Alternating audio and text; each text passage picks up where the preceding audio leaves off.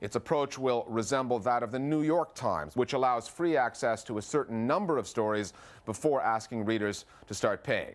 Murdoch, the world's biggest media tycoon, has long maintained that newspapers can no longer afford to allow free access to their sites, but figures released in November suggest that since going behind its paywall, the Times' website is down 4 million viewers a month. That's a drop of about 62%.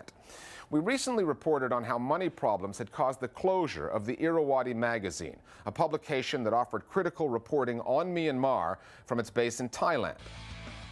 Now, another exiled news outlet, an independent TV and radio station, is in similar trouble. The Democratic Voice of Burma, better known as DVB, broadcasts via satellite into Myanmar from Oslo, Norway. It's run by a network of Burmese expatriates and offers the kind of uncensored reporting that's banned by the military regime on its domestic news channels. But according to DVB's deputy manager, that could be about to change. Kin Mong Win has revealed that the organization has seen a drop of about $1 million in funding since Myanmar's elections last year, and as a result, the group has been forced to slash some of its programming, and some of its staff look set to lose their jobs. Jacob Zuma is a satirist's delight, a cartoonist's dream. The South African president provides plenty of fodder and keeps Jonathan Shapiro on his toes. Shapiro, or Zapiro, as he's known professionally, is the country's most provocative political cartoonist. He has been since the days of apartheid. Recently, Zapiro has taken his satirical wit from print to video, or at least he's tried, but he can't find a television channel to air his show. The content's been deemed a bit too edgy by broadcasters in South Africa's relatively young democracy. The Listening Post's Nick Muirhead caught up with Zapiro recently in Cape Town to talk to him about his cartoons, his new show, and Zapiro's looming legal showdown with the country's president. Jonathan Shapiro didn't start out as an editorial cartoonist. It was South Africa's infamous past that led him there. The apartheid regime was so oppressive that I had to do something about it. I became an activist in 1983, and gradually my activism and my cartooning kind of fused into one thing. Something the country needed, a white voice in the media, unafraid of the authorities. But even in the new South Africa, Zapiro is still a thorn in the government's side. Things have changed enormously since the old days. We knew our enemy then. It was easy to be concerted in your fight against an oppressive and evil regime. The difficulties in the democratic era are that things are a lot less easy to pin down. It's also been hard for me to criticize people who I know, who I've been on the same side as for a long time. But I think I managed to, as I often say, beat the politically correct stuffing out of myself. He did that and more with this cartoon. It showed incumbent President Jacob Zuma preparing to rape Lady Justice. Zapiro called it a metaphor for the abuse of justice that allowed Mr. Zuma to take office. But there was a little bit more to it than that.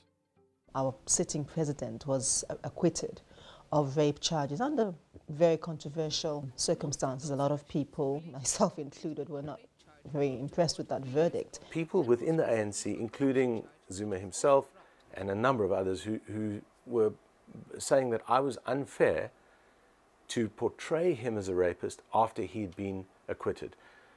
I am saying it is clearly metaphorical because the figure of Lady Justice is a metaphor.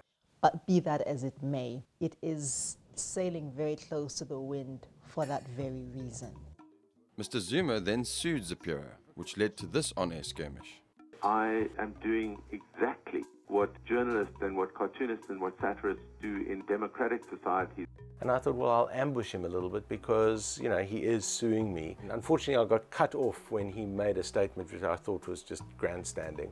You are invading my own dignity. But at least I got my say in, and a lot of people heard. Now, more than 2 years later, Zapiro has finally been issued with a court summons for the Lady Justice cartoon.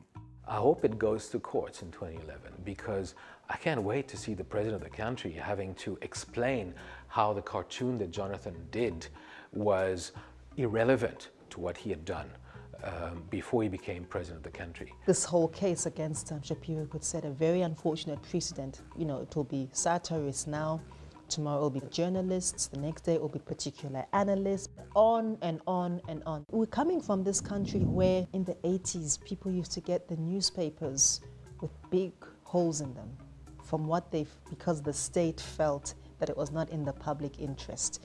We don't want to go back there. Here's another technique Mr. Zuma doesn't like. Shapiro attaches a shower head to the president's head. It dates back to his rape trial when he admitted to having unprotected sex with an HIV-positive woman. To reduce the risk of infection, Zuma said he just took a shower. It's a very strange statement from someone who had been the head of the National AIDS Council in South Africa. So I did a cartoon where the shower appeared on his head, and it actually said AIDS prevention. For the next 3 years, every cartoon that featured Zuma featured the shower head. That changed in mid-2009, but only temporarily. When he became president, I thought, let me give him a chance. And I did a cartoon where his critics are giving him a break and the shower is now suspended. So the shower just sort of lifted up and hovered in the air. When it was found that he had even more babies out of wedlock. He's married to 3 women, but these were even outside of those marriages. So, of course, the shower had to come back. This time, it was bigger than ever. Throughout this period, Shapiro was planning a satirical venture not for print, for broadcast. As my old friend Frankie used to say, start spreading the news. He created a political puppet show called The News. Shapiro teamed up with a French producer, Thierry Cassuto, who moved to South Africa in 1998, 4 years into majority rule, and saw a satirical opportunity staring back at him. I looked at the political field, the landscape, and I thought, wow, this is like a chessboard with so many different, very colorful characters. Having a quasi-saint like Nelson Mandela on the one hand, on the other hand, having a quasi-neo-Nazi like Eugene Terreblanche, and everything else in the middle. The News was commissioned by the SABC, the country's state broadcaster. But when the SABC demanded editorial control, the deal fell apart. There are certain tests that are best done behind closed doors. Every broadcaster has got editorial policies that they've got to adhere to. You've got to make sure that whatever product you put on air adheres to your editorial policies. That is the editorial control we wanted. The producers wanted to project it as a political issue. Government is influencing it. But if that was the case, the other broadcasters in the country, they also rejected it. Therefore, what does that say? None of the mainstream broadcasters were ready for our show. I think the people of South Africa are ready for The News, but the broadcasters were not ready. Our YouTube channel is the #1 YouTube channel in the country. Our fan page on Facebook is one of the biggest in the country as well. 17 years after the end of apartheid, race remains the defining social issue in South Africa, and that is reflected in the country's media, especially when 2 white men lampoon politicians who are predominantly black. A lot of people have strong opinions about white people being the purveyors of news, the creators of information, the creators of stories about African people. And I think a lot of us have had enough of that. Whether or not the composition of the team that produces the news has influenced whether, you know, the fact that we're not on TV is not certain, because in fact it's a very mixed group producing this show. I think it's more about the strength of our criticism and the fact that we don't want to be editorially controlled. Jonathan Shapiro doesn't want to be anybody's puppet, which is why for now, his colourful cast of political caricatures is spreading the news online. More Global Village Voices now on satire and how it plays in South African media. I think satire is hugely important in South African media. We're a country that jokes a lot, we laugh a lot, we like drama. It's one of the ways that we communicate. If the media is going to be relevant, I think satire is massively important. South Africans understand it, South Africans get it. We understand complex humor and we make use of it all the time. Satire doesn't play as much of an important role as we'd like to think it does. It's certainly doesn't play the same role and function as it did in the late 1980s, for example, during the dying days of apartheid. It doesn't have that intensity and focus. I think Zapiero is great. My only concern is that there's only Zapiero at the moment. There isn't that broad range of cartoonists and caricatures that we'd like to actually see, and that is a concern going into the future.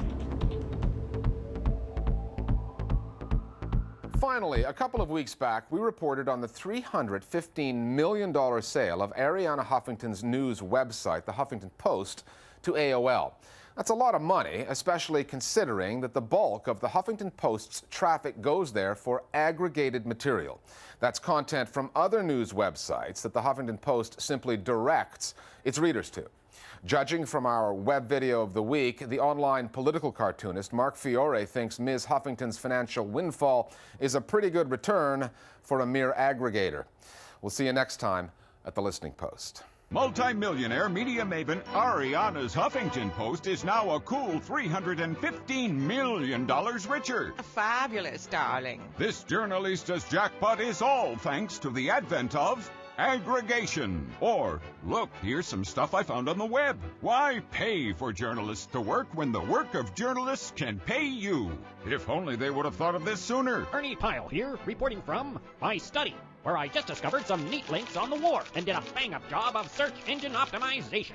Extra, extra. Give us your work for free and we'll make millions. Blog all about it. Agricopolis was a success, as aggregation was the new key to big bucks. Merger upon merger and links upon links until new aggregators began to aggregate aggregators. Website A used content from Site B in exchange for B getting eyeballs from A. Soon B realized it could do the same thing and gathered from Site C. But C was no dummy, and soon A through Z all did the same thing, until one day little Tommy was at school researching a report on journalism and democracy. Tommy turned to the web, clicked, and found an aggregate of links linking to nothing but aggregators' links of each other's aggregated links. Good night, little Tommy, and good link.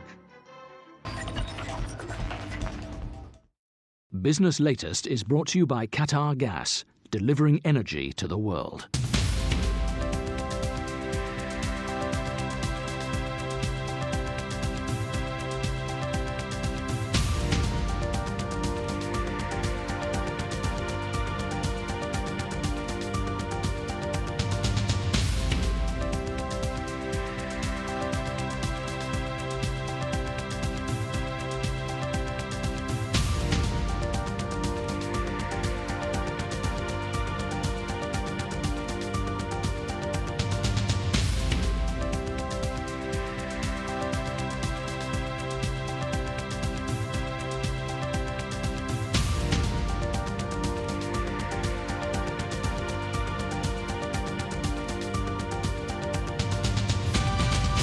Business Latest is brought to you by Qatar Gas, delivering energy to the world. All the news, all the time. AlJazeera.net/English. Afghanistan is faced with a huge challenge. Relations have gone really sour between us and our allies. We have inflicted considerable damage on the enemy. The people who make international headlines. Ultimately, the truth will out. They want to stop this publication of information that embarrasses them. Make time for Sir David Frost. Frost over the world. At this time on Al Jazeera. He's taken stolen goods and he's now dumping them onto the world without any sort of consideration for consequences. From people making the news. If the North will be saved a lot of trouble, I think it is important that they should come together. To those it affects. We do accept that there was very bad mistakes made in our banking area. Behind the headlines. Most South Koreans are not interested in reunification. Is the inside story. At this time on Al Jazeera.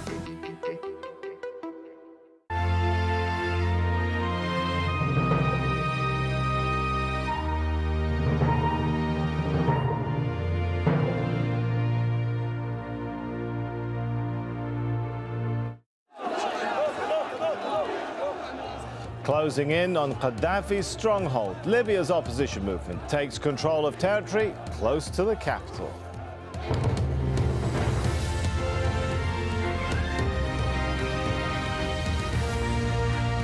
I'm Sami Zaidan. This is Al Jazeera live from Doha. Also on the program, Tunisia's Jasmine Revolution ushers in a new prime minister as new protests call for faster change. Yemen's president calls in army generals and orders them to defend the country's unity to the last drop.